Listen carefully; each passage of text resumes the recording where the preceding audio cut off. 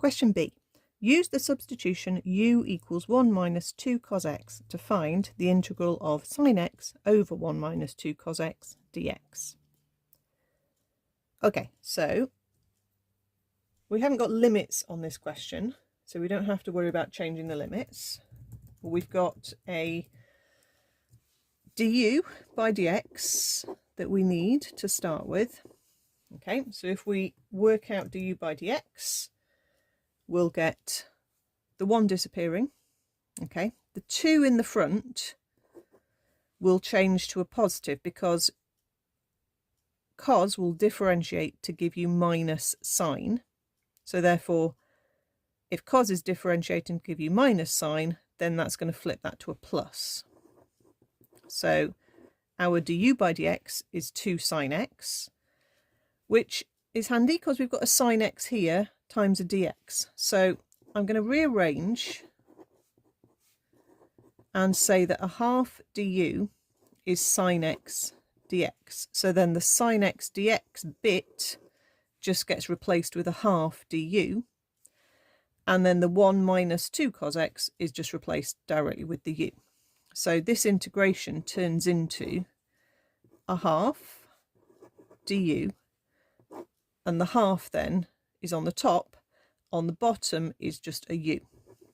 So then we've just got to work out what that actually looks like if we tidy it up. So if we have a fraction divided by another whole number or whole letter, these two denominators can join together and be on the bottom. So a half divided by u is just 1 over 2u if we tidy that up. Or you can pull the half right to the front. You could write it like that if you wanted. That's the same thing. Either way, we need to think about the integration as how do we integrate 1 over 2u, okay? There's lots of different ways you can actually think about integrating this. Okay, you can either have the half at the front, so you'd get a half ln u, okay? If you think of 1 over 2u as a half times 1 over u, you'll get exactly the same thing, whether the half is sitting in front of the integration or not.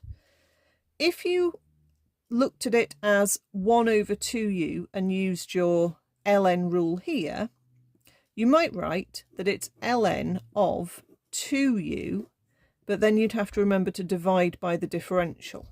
Okay, so you might end up with ln of 2u over 2.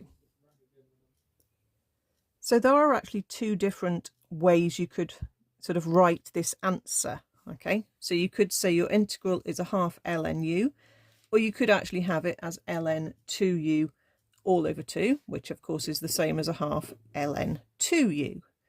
So that might be a little bit confusing. So how can we end up with two answers that are different? Well, it's because there's a plus c on the end.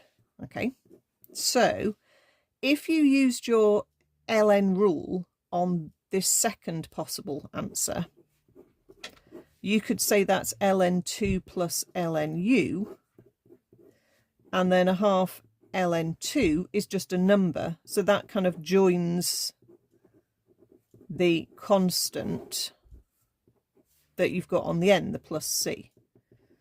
So you would end up in the end with an answer of a half ln u plus a constant of some sort. So it is perfectly okay to have this second possible answer, okay? But I think this is probably, this first one I wrote is the easier one. So all I really have to do now is turn this back into x's. I haven't got limits to put in, so I'm going to say that's a half ln of 1 minus 2 cos x within my log plus c, and there's my answer.